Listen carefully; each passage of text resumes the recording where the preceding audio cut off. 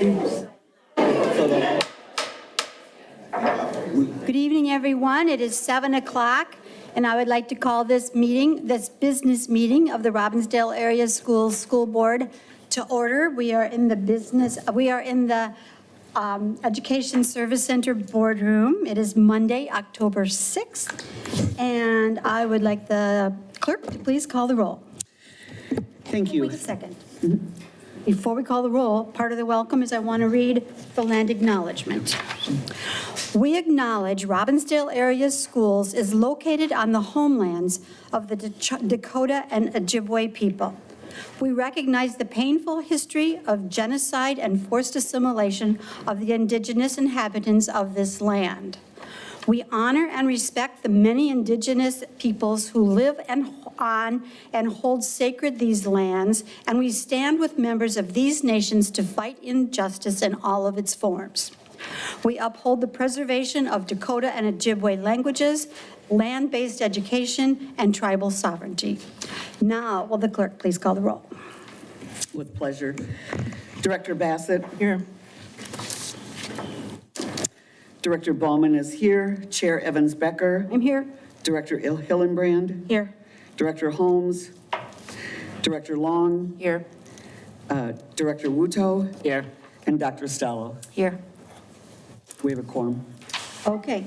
The next thing on our agenda is to approve the agenda. Before we approve the agenda, I would like to move to amend the agenda to add, accept the resignation of a board member.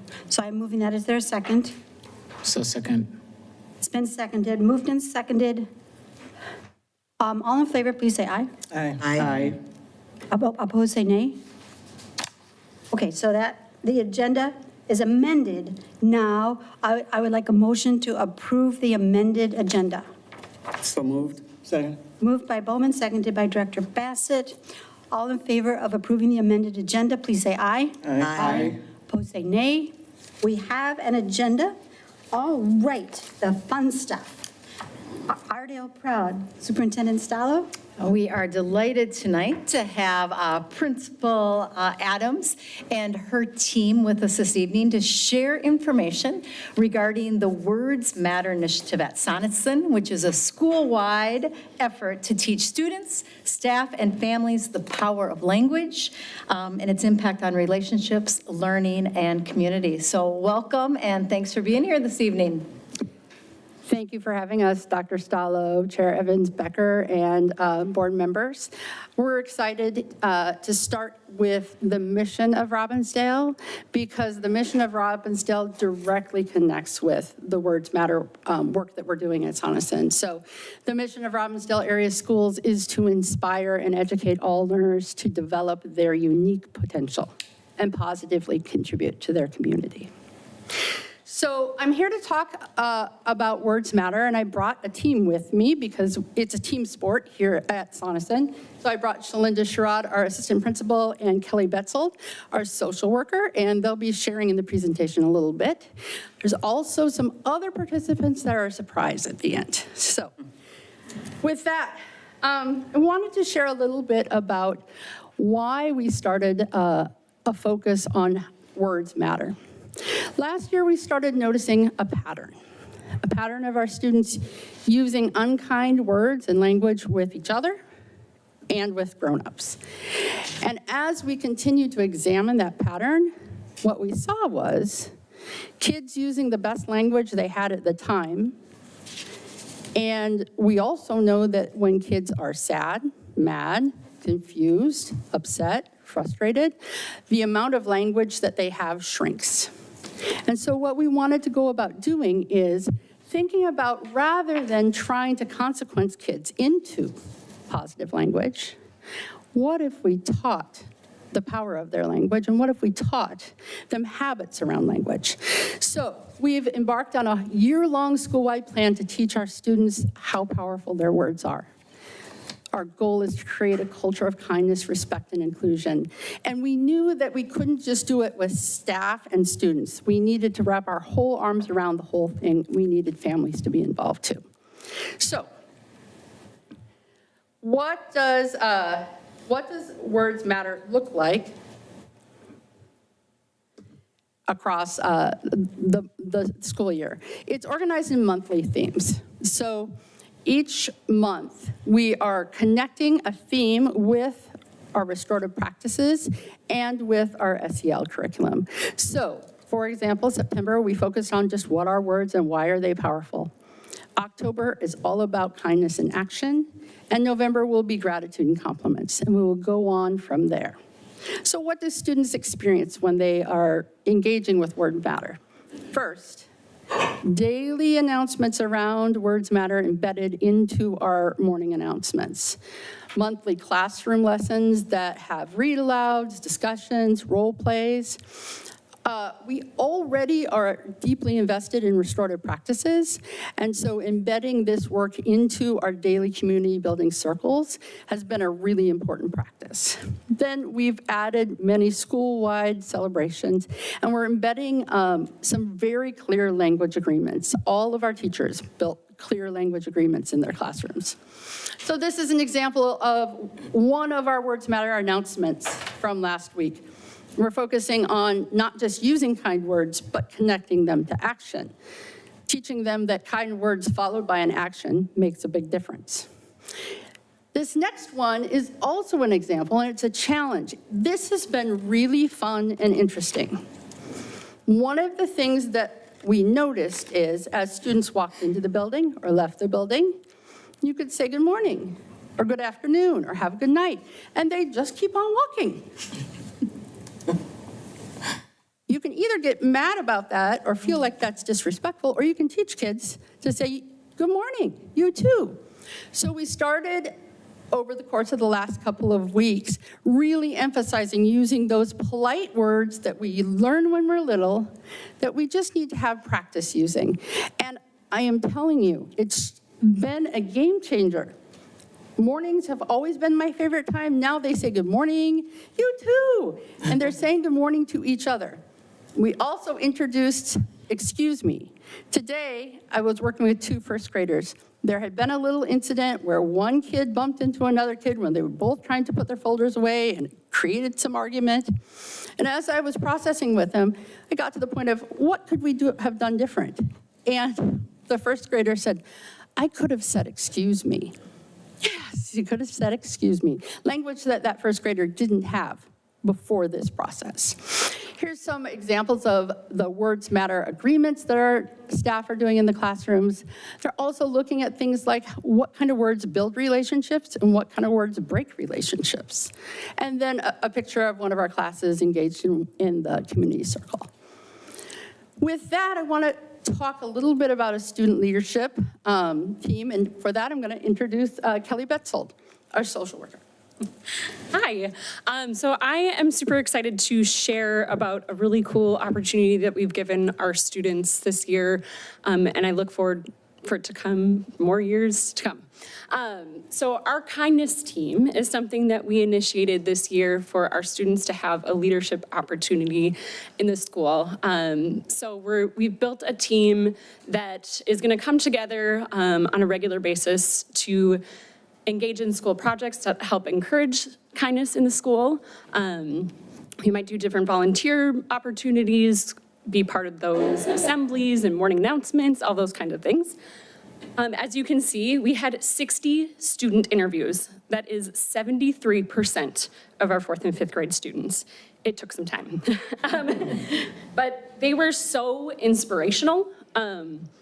We had students that not only shared what kindness means to them, but went deeper and talked about how kindness is a way of having a safe community, a place where we can show up authentically ourselves.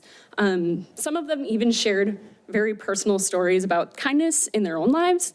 And some even went even deeper, I think, and were vulnerable to share experiences of when they weren't kind and how they want to be a better person every day. So yeah, we're really excited to have this team show that leadership opportunity. We also, because we had so many applicants, are working with our climate and culture specialists so we can provide some additional leadership opportunities in other ways, because clearly we have kids who want to show up for kindness at Sonneson. So how are we involving families? Every week, we're including Words Matter content in our newsletter. We have a family pledge that we are inviting our families to sign. We had it at open house, we had it at our back to school barbecue night, and we'll have it at bingo tomorrow night at Sonneson. We want to encourage parents to talk about language and how it's used at home, how it's used at school, and how that powerful work together can create a community of kindness. So we're working holistically with everyone. These are some pictures. It includes our pledge and from our back to school barbecue and our open house. So with that, I'm going to introduce Shalinda Sherrod. All right, so why does kindness matter? So research shows that students thrive in environments where they feel safe, respected, and included. When harmful language is addressed in restorative, not punitive ways, students learn responsibility and empathy. By working together, our school staff, students, and families, we are creating community where words are used to lift others up and strengthen belonging. Words matter. And here's some pictures of some of our amazing Sonneson scholars and why our words matter. So our commitment, we are committed to teaching, modeling, and celebrating language that makes our school a place where every child and adult feels seen, heard, and valued. So here is the surprise at the end. If you can stop really quick, I'll say what this is about. All over the room today, then I work and then I play. Yeah, play it. Kindness is the way. We need a reminder to be kinder. The thought before we speak will build up, show up, 'cause that is what we need. Kindness every day.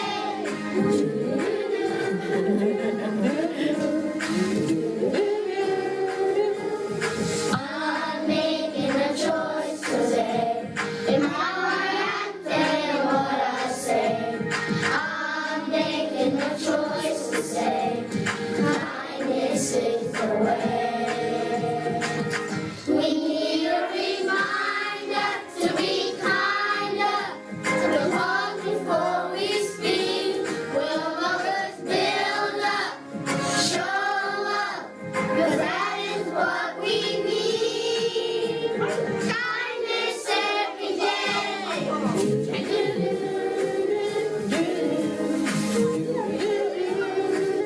Can't take the clouds away, we can bring the sun to play. I make the choice to say kindness is the way. We can take the clouds away, we can bring the sun to play. I make the choice to say kindness is the way. We need a reminder to be kinder. The laws before we speak will us build up, show up. That is what we need. We can take the clouds away, we can bring the sun to play. We can make the choice to say kindness is the way. Every day.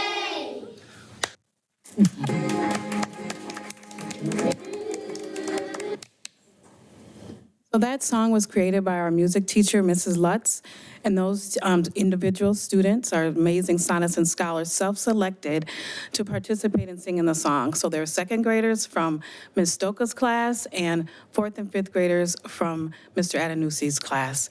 Words matter, better words, better world. So with that, I also have some some words matter work for you.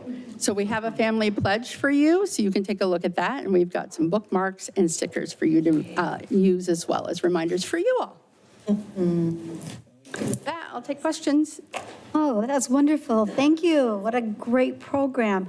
Any questions, board members? Questions? Director Bassett?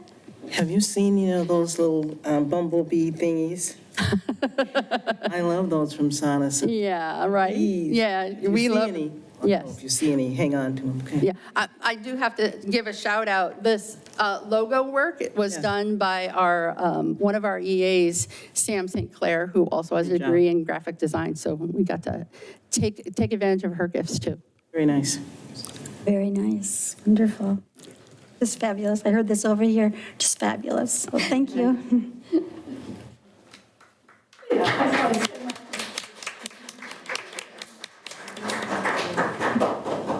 I want to extend my thank you as well, not only for the presentation and the work you're all doing with your kids and for the amazing students, but thanks for kicking off our Dale Proud this year. When we ask principals to say, hey, who wants to start and do this first, I love that you jumped into it, knowing that this is important for all of us to hear and to remember, and I think that song might be a really good way for me to start every single one of my days. So thank you. If we could get a photo, we have certificates. Please make sure that the students who hopefully are going to watch this performance, they did a fantastic job. So thank you.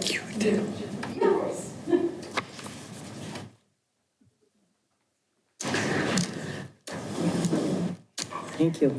Should we pass them down? Okay, thank you. Oh, sure. Okay. We'll do them like this so everybody knows. I have something too. Thank you all. Thank you for the reminder to be kinder. Workshop I went to. All right. One more. Thank you. All right, the next thing on our agenda, I should tell you, when we amended the agenda, I slipped in that new item as the new 7A under new business, and so that's where we'll be dealing with the addition to our agenda. Okay, next up is the consent agenda. Items on the consent agenda are routine in nature and are generally enacted with one motion from the board, unless there's a person on the board who would like to remove a particular item, in which case we will remove that and vote on that with a separate motion. Items on our consent agenda tonight are administrative, the health and dental insurance renewal, meeting minutes, the financials for the monthly disbursements, and the personnel reports for licensed and non-licensed staff. So do I have a motion to approve the consent agenda? So moved. Moved by Director Hillenbrand. Is there a second? Second. Seconded by Director Wuto. Any questions? Okay, I don't see any hands. Let's move right on to the roll call vote. It involves money, so it's always a roll call vote. Director Bassett. Yes. Director Bowman votes yes. Chair Evans Becker. Yes. Director Hillenbrand. Yes. Director Holmes. Director Long. No. And Director Wuto. Yes.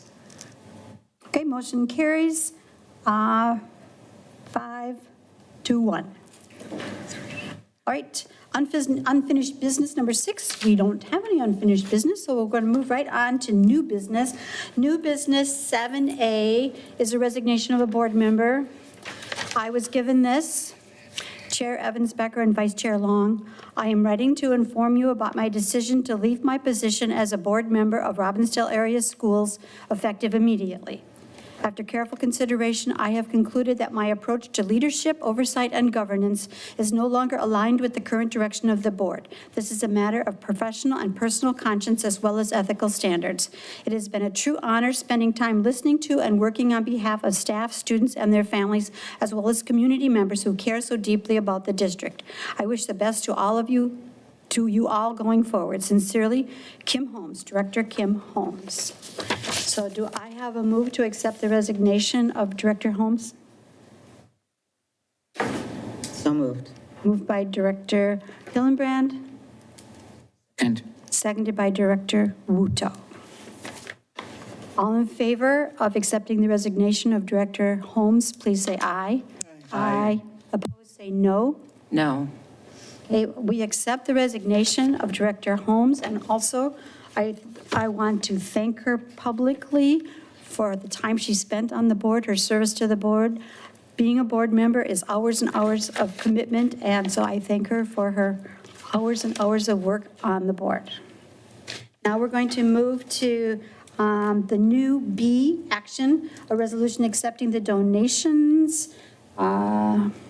Is there a move to accept these donations? Move approval. Moved approval by Director Bowman, seconded by Director Bassett. This is money. So I don't see any hands up for discussion. Can we take a roll call vote on accepting the donations? Yes. Director Bassett. Yes. Director Bowman votes yes. Chair Evans Becker. Yes. Director Hillenbrand. Yes. Director Long. Yes. And Director Wuto. yes. Okay. Everyone is, that's unanimous, so we are accepting the donations, and we thank the donators very much. Okay, this moves us on to item number 8, policy committee report. And we have the first reads for quite a few policies. Director Wuto, would you like to speak about what we're going to be looking at? Yeah, so in front of us is first read. The policy committee convened on September 17th to continue our work. As part of this process, the cabinet is actively reviewing and providing input and engaging other relevant stakeholders as appropriate. We appreciate the dedication to all those who are involved, and we are hoping that this process will continue. A lot of these policies are only review. There has been no substantive changes. Most of it, I think I circulated some documents for all of us to see. With each of the policies, the changes that were recommended are in red. Our next meeting will be October 15th. Okay, so we are not voting on these tonight because it's the first read. If you have concerns or questions, be sure to contact Director Wuto. Dr. Bassett. And actually, it's also common that if you have a comment, you can make it right now, as well as send notes, and so I will. But I did want to just point out to the committee, and first of all, thank you for your work, and thank you for this grid. I really like it. We appreciate that. My comment kind of has to do with policy number 205, open meeting and closed meetings. And I noticed that when I read through the policy, I do think that I will ask the committee to take under consideration adding just one little section that I think will be clarifying. There is a section in these that talk about special meetings. We do address special meetings in our bylaws. And in particular, I just would recommend that we include item refer to the bylaws in the section for calling meetings, and include section V, or 5 rather, call and conduct of meetings, section VB. And B does specify that, as we discussed previously, and perhaps when sometime in the future we'll talk about it again, but special meetings of the board may be called by the chair, clerk, or any 3 members of the board. Those are our standing bylaws at this time. And I think a cross-reference to that in these new policies will just kind of help clarify that, because there seems to be some confusion about it. And so that would be something I would ask the committee to take up when you next meet. Thank you. Thank you. All right, seeing no other comments on this, thank you very much for your work on this committee, and we'll be voting on these at our next meeting. This brings us to number 9, administrative reports. Superintendent Stallo, take it away. Thank you very much, and good evening, Chair Evans Becker and board directors. At Robbinsdale Area Schools, our mission is to inspire and educate all learners to develop their unique potential and positively contribute to their community. Our collective work is focused on that mission, And tonight, I'd like to share some of the work in which we've been engaged. In the priority theme of academic achievement, it's an honor to have 3 of our Ardale seniors, Tessa Lanak at Cooper, and Raina Nireen and Allison Wademacher at Armstrong earn academic All-American Awards from the National Speech and Debate Association. These awards celebrate their strong academic performances along with their leadership, service, and integrity within their community. Tessa, Raina, and Allison have joined an elite group of students from across the country, as fewer than 750 students annually earn this award. Our speech and debate program has a tremendous trend of success, as this is the 10th consecutive year at least one Robbinsdale student has earned this distinction. In addition, these 3 students, along with fellow Cooper senior Lily Plan and Armstrong class of 2025's Quinn Hillenberg, all qualified and participated in the 2025 National Speech and Debate Tournament in June. They're wonderful representations of our school district, and we are incredibly proud of them. Continuing in the theme of academic achievement, Cooper's newspaper, student newspaper, The Quill, continues to be an outstanding example of student engagement and journalism in Ardale and beyond. The Quill has won an international first place award from the Quill and Scroll Society, an international high school journalism honor society, for the 9 issues published in the 2024-25 school year, making it the 6th consecutive year the Quill has received an award from the society. The students that make up the Quill staff continue to demonstrate fantastic practices and coverage of Cooper and district events through excellent writing and editing. I congratulate the Quill's student staff and their advisor, Eric Zacola, on their continued success, and I can't wait to read this year's issues. In the district priority of student engagement and wellness, 2 of the various events I've attended in the last couple of weeks were the senior parent nights at both Armstrong and Cooper's boys soccer teams. These home games celebrated the tremendous growth of the students, and it also honored the continued support and dedication of families and caregivers, helping them succeed as students. And that's one of the things that I've noticed throughout this school district, is the incredible support that our students receive. In the district priority of collaboration and partnerships, on Tuesday, September 30th, students, staff, families, and community members across the district showed their support of Orange T-Shirt Day, which honors the survivors of Indian boarding schools and remembers the ones who never made it home. It was my honor to walk with this community at the Orange Shirt Day Remembrance Walk. It was joined by Chair Evans Becker at West Medicine Lake Park, organized by our American Indian Education team. We shared prayer at the beginning of the walk to ground us in healing and reflection as we honored the past and walked to strengthen our future. Orange Shirt Day reminds us that yesterday, today, tomorrow, and every day yet to come, every child matters. On Thursday, September 18th, I had the pleasure of attending the ribbon-cutting ceremony at Fair School Crystal for their new community schoolyard, made possible through grants from Trust for Public Land, Hennepin County SHIP program, and the 7 Dreams Foundation. It was inspiring to see the fruition of 4 years of thoughtful planning and collaboration between our students, our staff, and our community, which result in a series of incredible outdoor spaces. Congratulations to the students and staff at Fair Crystal, as well as the 2,000 surrounding community members on their incredible new spaces. And thanks for inviting me to be a part of this. I know Director Bassett was also able to join in that celebration. In the district priority of staff investment and impact, last week I had the opportunity to attend the Minnesota Association of School Administrators Fall Conference. One of the keynote spotlights focused on the Dignity Index, a framework that really resonated with me. The Dignity Index is a tool that scores language on a scale from contempt to dignity, helping us recognize how the words we choose can either divide or connect us. It challenges us to think about how we speak and listen and how we show respect and curiosity even when we agree or disagree.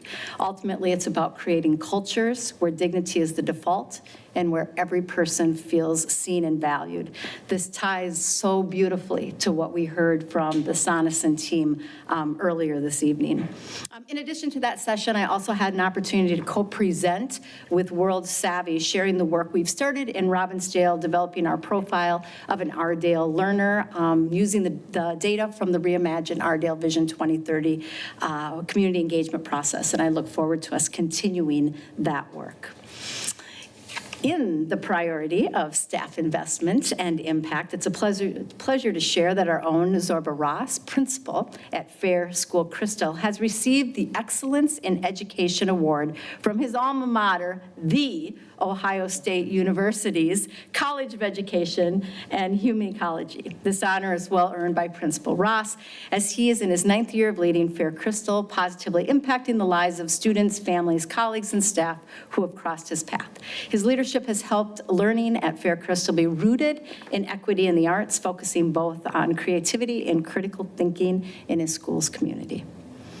And to continue in the priority of staff investment and impact, Armstrong's theater team recently received a special recognition for outstanding achievement in educational theater from the Minnesota Educational Theaters Association for last fall's production of Harry Potter and the Cursed Child. Many of us had a chance to attend one of those performances and certainly saw how this dedicated team, along with the cast and crew of roughly 100 students, was magical and breathtaking. As I end, I just want to show some gratitude as I continue to be impressed by our staff across the district and their service to our students. You may recognize on social media and other places that we have specific days that we recognize staff in various roles. Today is actually National Coaches Appreciation Day. Last week was Operational Staff Appreciation Week, including National Custodian Day on October 2nd, and October is designated as National Principals Month. I certainly celebrate and am grateful for the work that our staff do each and every day, and it's especially fun to recognize them on their times of celebration as well. Thank you very much. Thank you very much. Whew, that's a lot.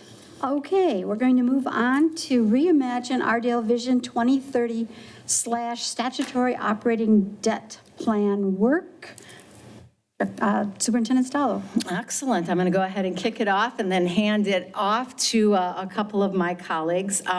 As a reminder to board members and to our community, at the study session on September 23rd, following the Vision team's presentation, the school board provided direction to the administration to begin acting on the draft timelines outlined for both the statutory operating debt plan and the Reimagine 2030 work. So we're trying to be responsive to what we heard all of you say.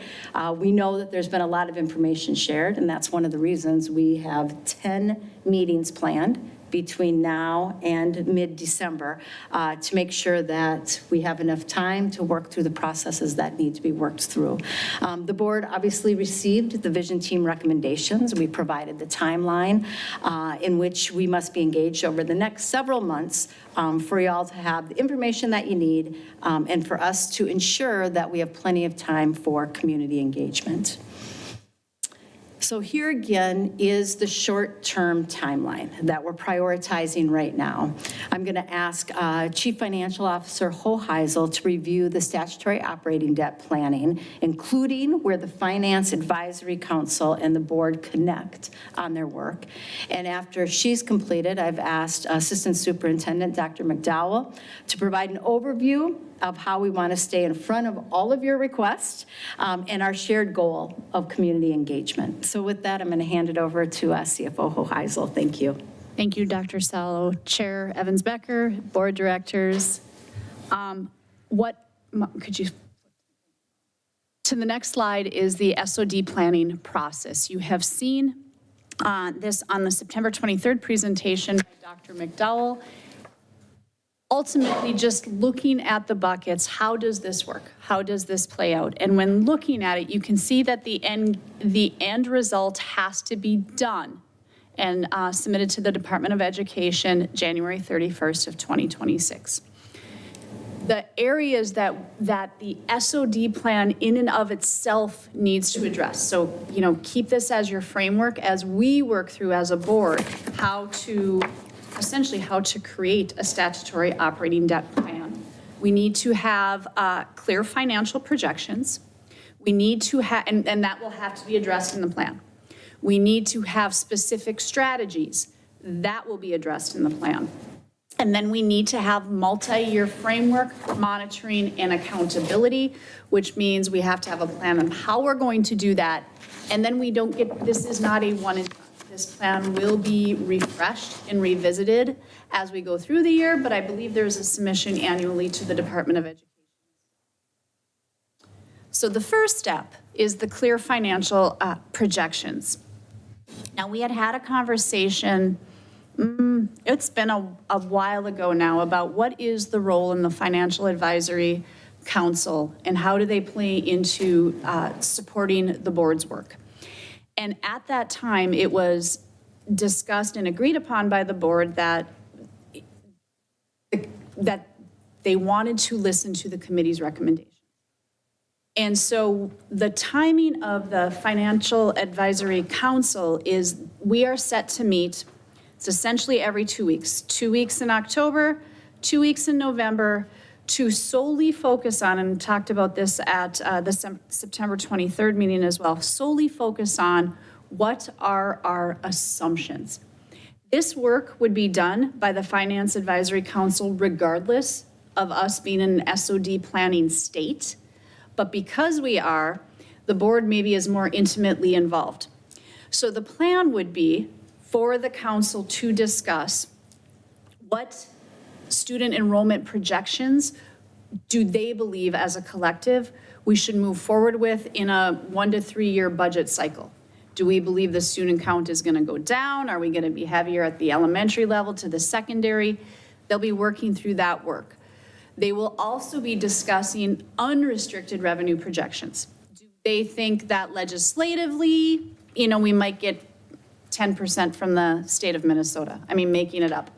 All of this revenue work is set for the first 2 meetings, and then the expenditure work would be the second 2 meetings. But if we move quicker, it will come quicker.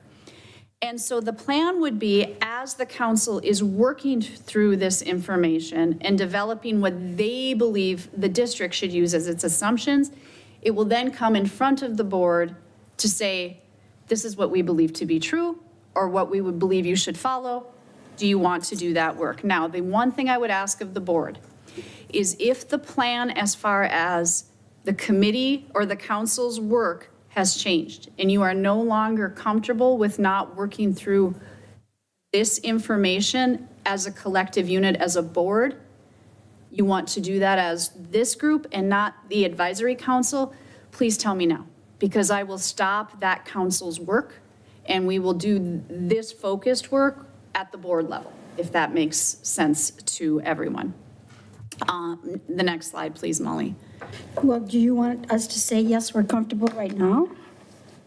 I would say, I would certainly love a discussion at least by the end of the presentation, and it can be right now, in part because, again, that they are set to begin their work on Wednesday. And I just don't want, to use people's time and make a significant investment in research and dialogue and coming in on nights if the board decides that they are, at least as it relates to this subject area, they would prefer to do the work themselves.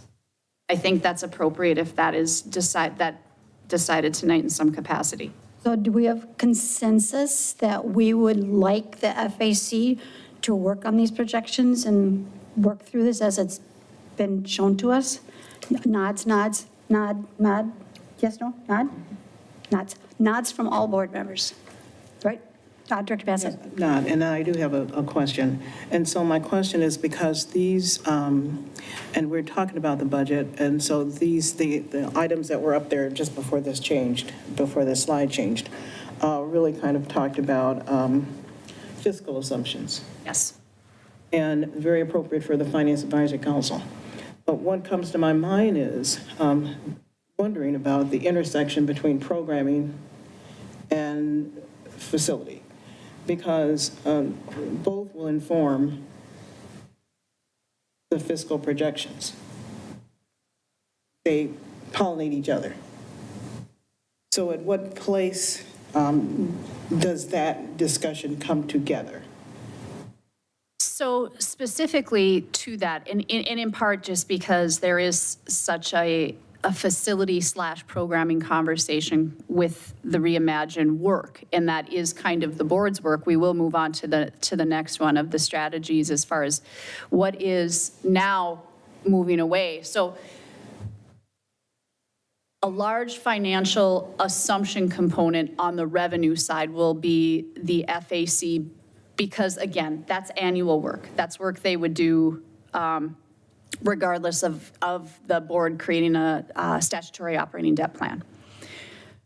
As far as it relates to programming and potential school closure, that is the board's work. And so what the committee would be doing, you see school closures, contingency easy for me to say, contingency budgeting, which is, what if we do have unexpected costs? What if we do have revenue shortfalls? Board work.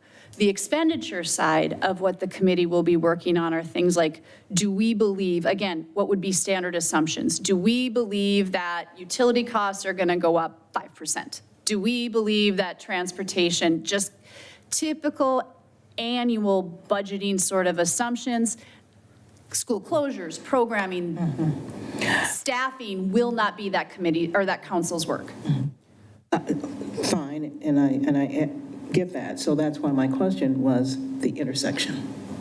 And how do you scaffold up so that the intersections come together? So the intersection of that. And maybe, and if I might, so I'm believing, and I'm certainly could be wrong, that there is a different conversation that needs to be had about programming and all of that.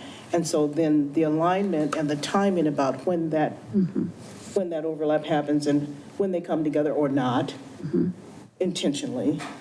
And so it'd be helpful to me to envision how that all happens, or what the plan is.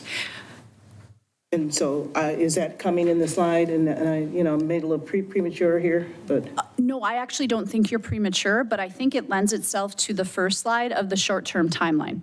Because what will happen is, as the council is doing their work and coming forward with their assumptions, the board will be doing its work as it relates to, what are options that we can do as looking at school closure and ultimately programming with facilities. So it's it's going to scaffold. As they're off doing what they're doing and trying to get those numbers, the board will then be working on the other side, and we'll keep intersecting that information so ultimately it develops. Okay. So it may not be known right now, but I think for me, what would really be helpful for me is to understand, because I and a couple of others serve on that Finance Advisory Council. So what would be helpful to me is to understand the pacing and the timing and the subject matter that's going to be talked about on the program side, so that it informs what I may or may not think is a good idea on the fiscal side. You can't do that, for me, I can't do that in the abstract without understanding kind of where we're going.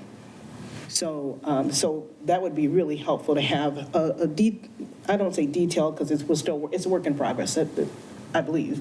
So if it's a work in progress, I don't expect it immediately, but that's the kind of presentation that would really help me to get to a decision at the end of the day.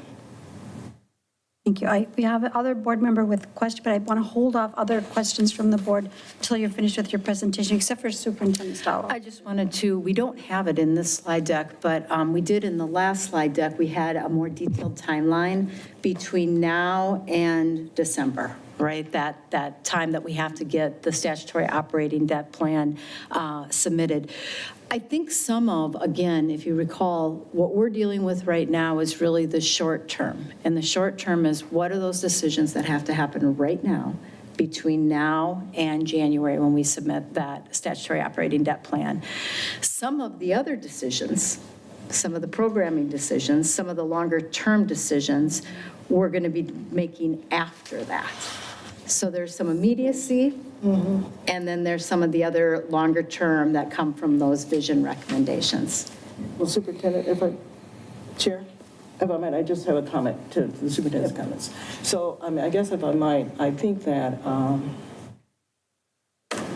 because we've been on such a tight timeline, and the board just got the report last meeting, so, and we will continue to be on a tight timeline, I think that the sooner we can begin to build out what some of that looks, discuss maybe, because if you have that, then maybe that should be kind of top priority.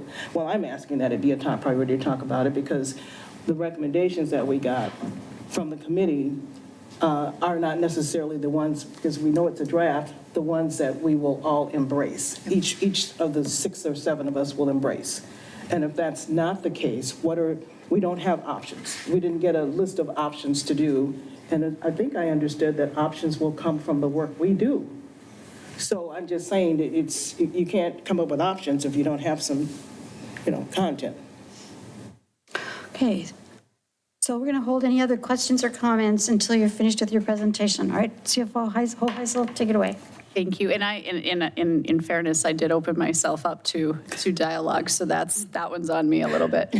And then as we move to specific strategies, which is the next folder, it's more of board and administration work. It is the building closures, the contingency budgeting, and the staffing. The final folder is the multi-year framework, and that is where the action plan to remove SOD. We describe, what we're going to do with budget adjustments and how to recover and to be stable financially as a district. And then the special financial operating plan, this is actually fancy words for it's an Excel spreadsheet that we're going to do as part of the SOD plan. That's pre-populated with like prior year numbers, and then we plug in all the information, the numbers, so then the Department of Education can see at the end of the day, this is where you think you're going to be at the end of year 1. This is where you think you're going to be at the end of year 2. Again, it's verbiage that they use, but that's what you're looking at. So you're looking at a multi-step process. One of them is an Excel spreadsheet. The rest is more narrative on how you got to something and why you chose that and what is ultimately the plan. That is what the SOD plan is in its entirety. And again, it's no different than any other budget. We adjust, change, pivot as we see fit. That's addressed within the document in and of itself. The final slide that I have tonight for my piece is the clarity of the different funds. And I wanted just to start laying out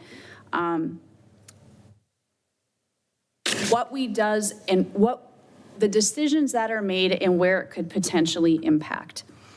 When we look at the different buckets that are up there, you look at the general fund impact and limits.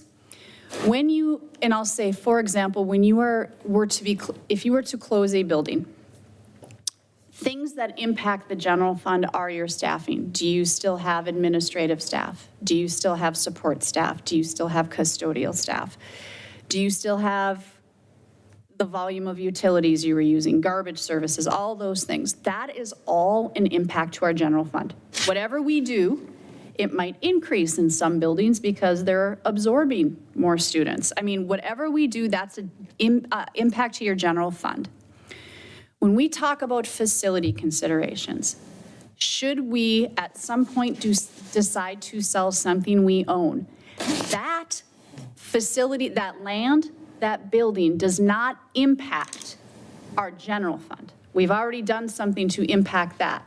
If we were to sell this building, that goes into a capital account.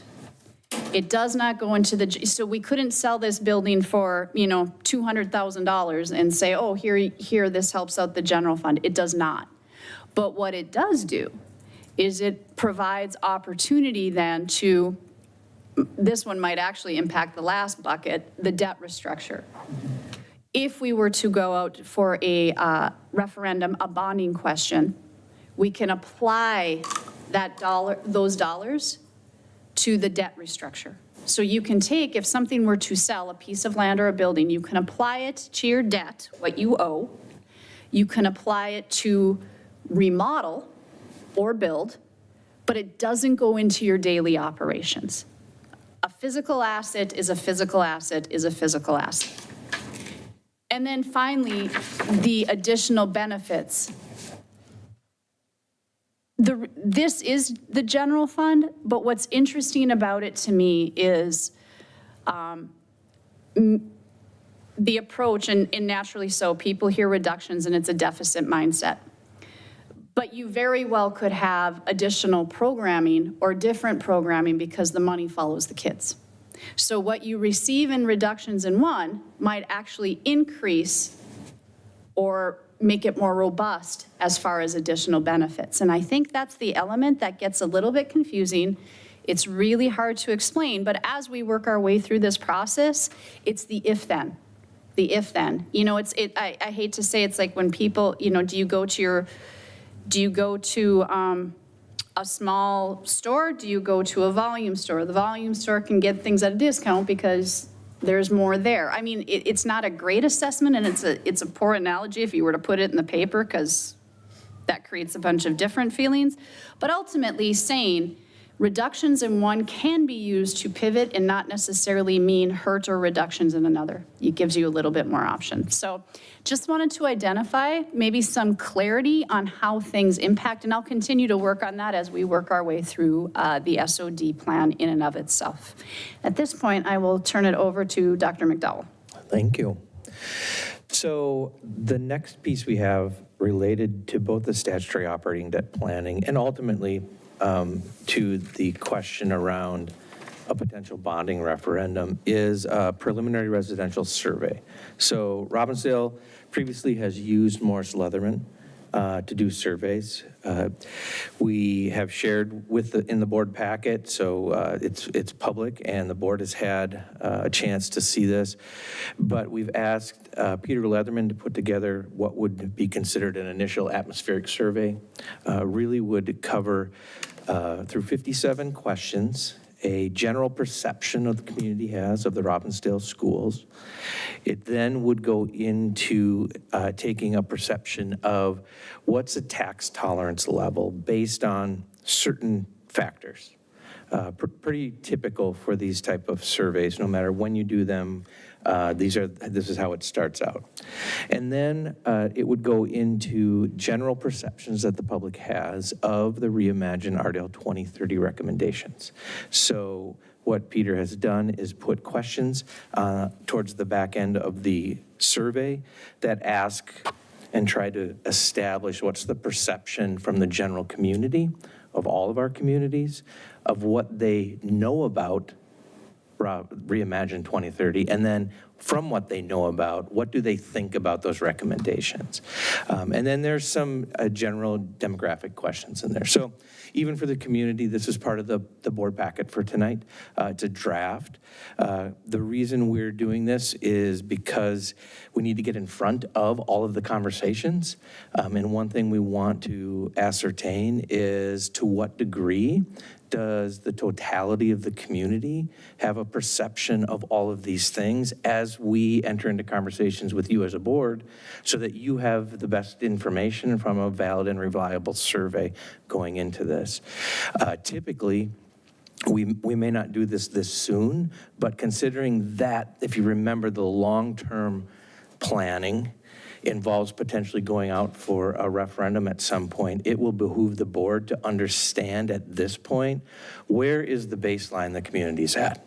Because if the tolerance isn't there to do X, then it doesn't make sense to have this conversation. However, if it is, then it's that domino piece.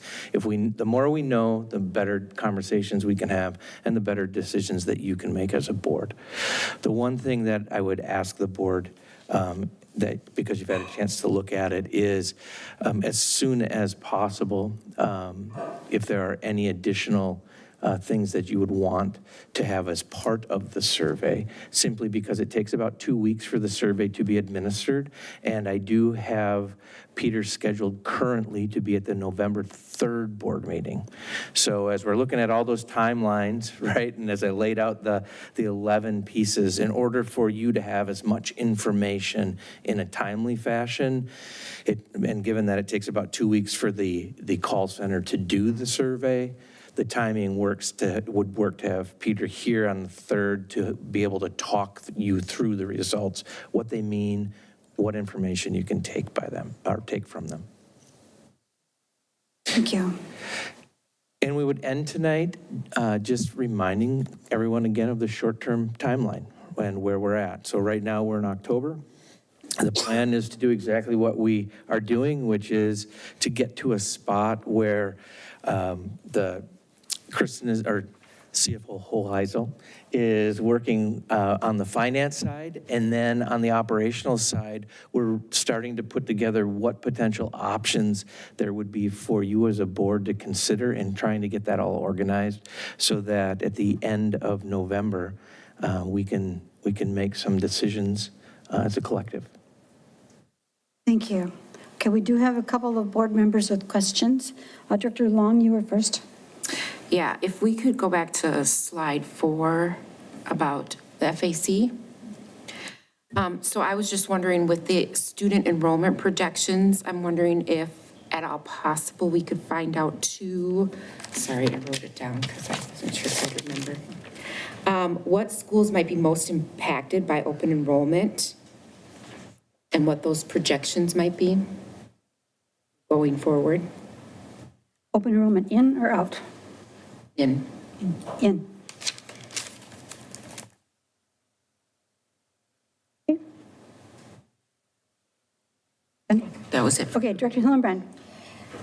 Yeah, my questions just had to do with the Morris Leatherman survey. So, okay, so when he comes, when Peter Leatherman comes, he's presenting the results. So then my questions are, I know he's highly respected. He's been in the business for a really long time, works with lots of schools, but at this point, the efficacy of phone surveys, because most of us don't answer the phone if we don't know who's calling at this point.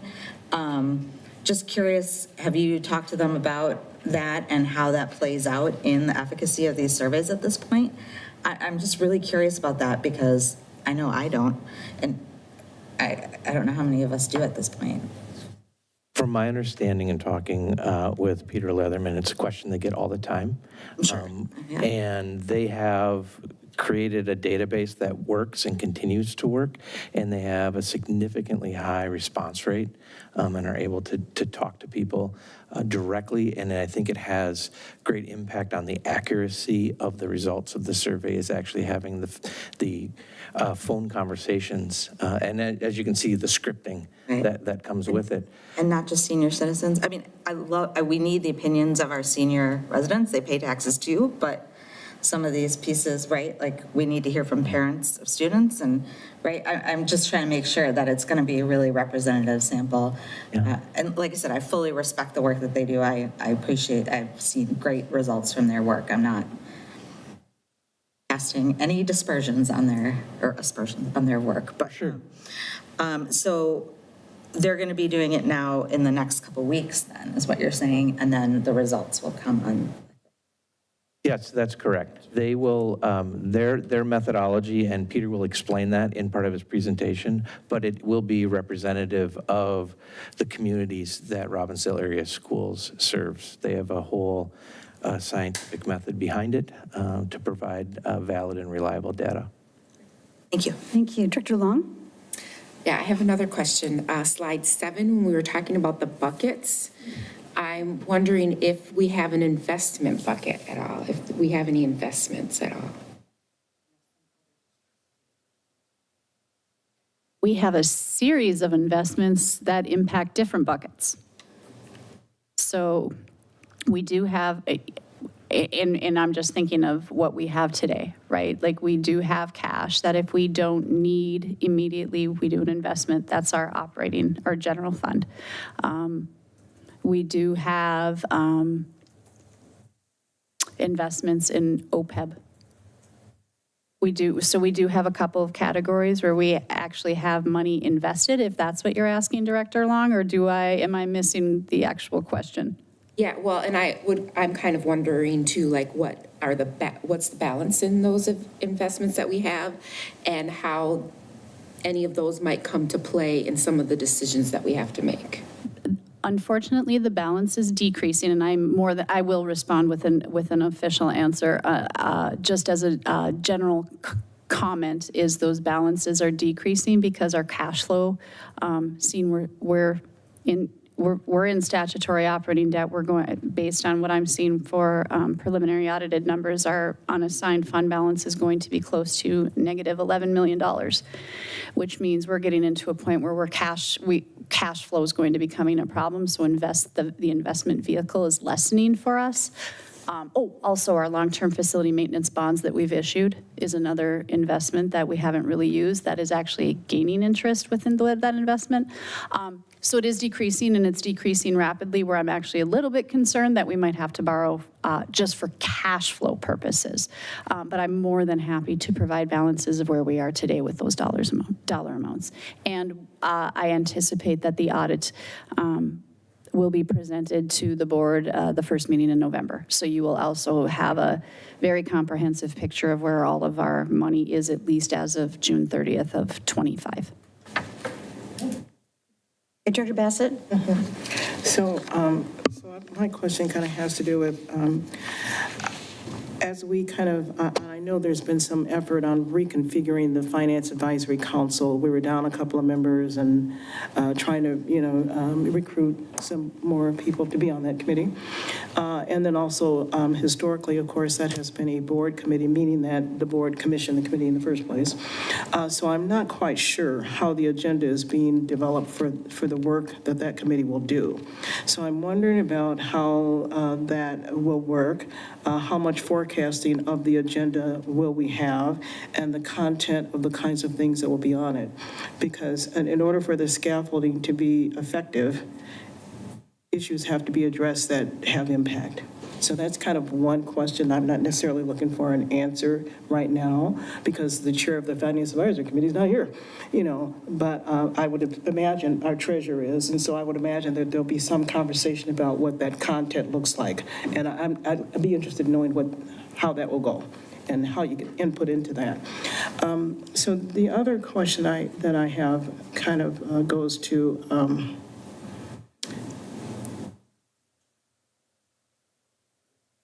options. The report that we've got from the Reimagine Committee is one that I think I heard everybody else say, but I know I appreciated the work that they did. But there was really one primary option that was presented. And so there was not an option or a scenario that really talked about, when we talk about new build, there are other models of what new build could look like. It's not necessarily high school. So I'm wondering to what extent and in what committee and in what forum will those kind of conversations take place? And I'm believing that perhaps it will be from the boards, some of the boards' work that I've heard alluded to, but I have no sense of when, how, and what. And it's that kind of data that can help inform everything. Superintendent Stallo? Yeah, slide 5, I think, was the intent of this presentation. If you go back to slide 5, again, I think that's talking about CFO Hoheisel talked about how the FAC fits in, and then specific to building closures, contingency budgeting, and staffing. That is the work that the board will do with administration over the next 2 months. So that's one of the reasons, we added those 3 additional long study sessions that we're not putting anything else on the agenda except this, starting with next Monday night. Well, I really appreciate that. And would next Monday night then be the time to, before that, or for questions that we have that might, or information that we might think we might need? I guess that's what I'm wondering about. How do I make the request for information I might need? And because, for example, if we have some thoughts about closures,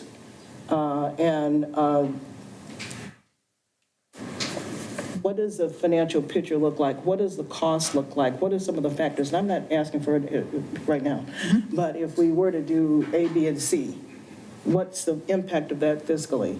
And then, so that really is the road we have to do. We don't have a choice. And so then seeing this is helpful, but, I'm really more of a tactile person. So, I mean, that doesn't really tell me, but I'd like to know what route you'd like us to take to get those questions to you and the time frame and what the agenda, how you would see the agenda unfolding so that we're working together, and not with any surprise questions, but, that we actually have the data we need to actually be able to make a decision. Thank you.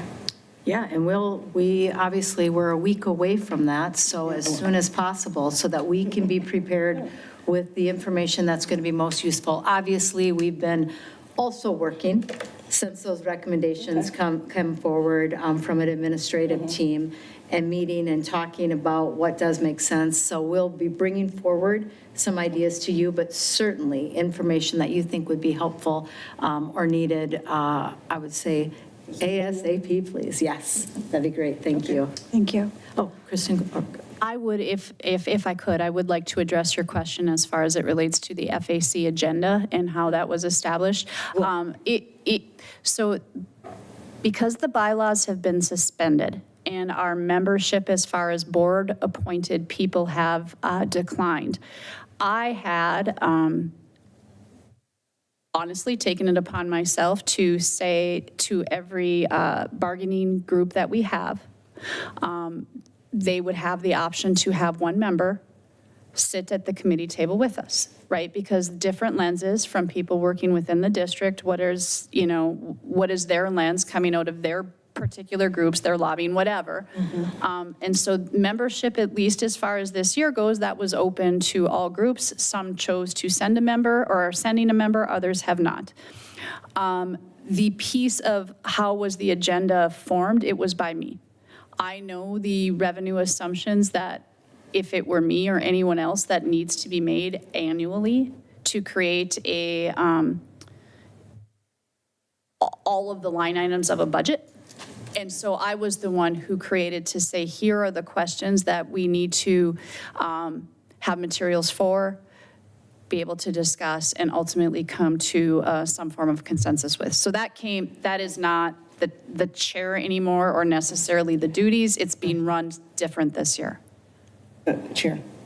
Dr. Bassett, one more thing. So to the point that this actually initially was a board committee, be that it may that it's down or whatever, I guess I would really like to see a robust effort to reach out into the community to get some community people on that committee. Some feedback that I hear, and maybe others do as well, is how the desire of community members to be part of some of the committees that we have, and some feeling that it's overly populated by staff. Okay. And so I think that, and I haven't seen any flyer, and I know that Director Vento, as our former treasurer, used to send out notices and try to get us some new people, and I don't know that I've seen an initiative to do that. We need some citizens on that committee, not just the bargaining units and the people, because it's really, at the end of the day, the taxpayers who are going to pay.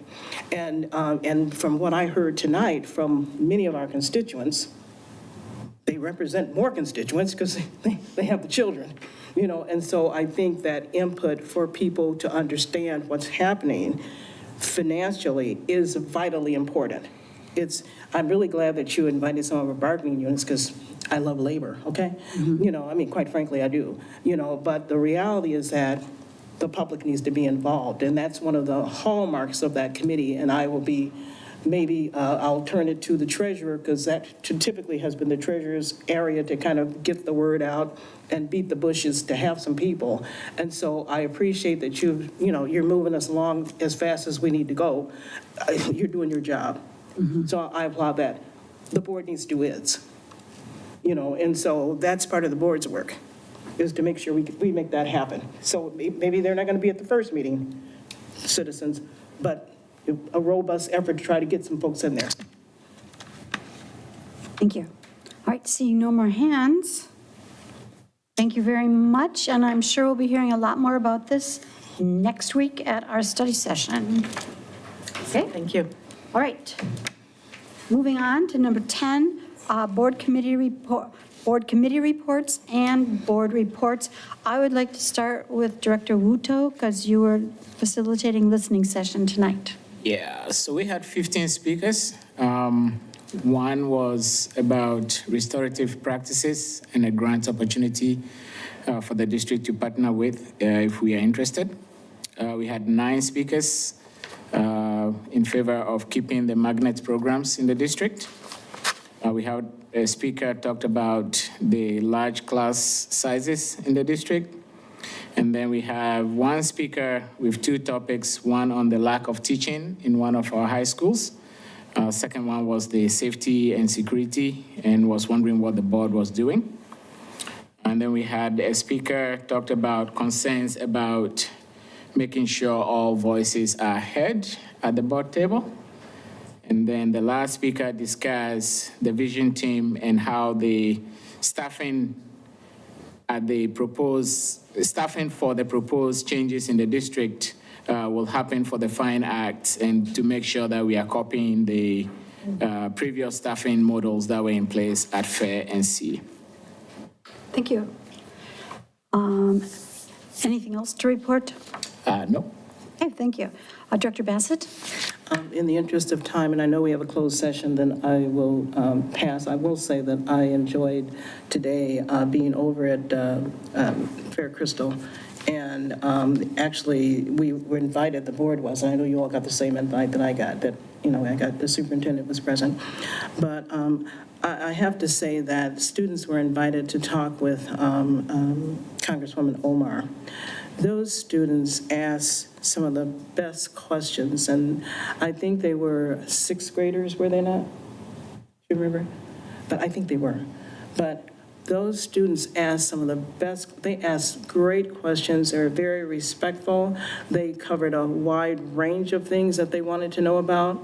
Congresswoman Omar was very candid with them, and the questions that they asked, the maturity level of the questions they asked and her answers met, which is a joy to see.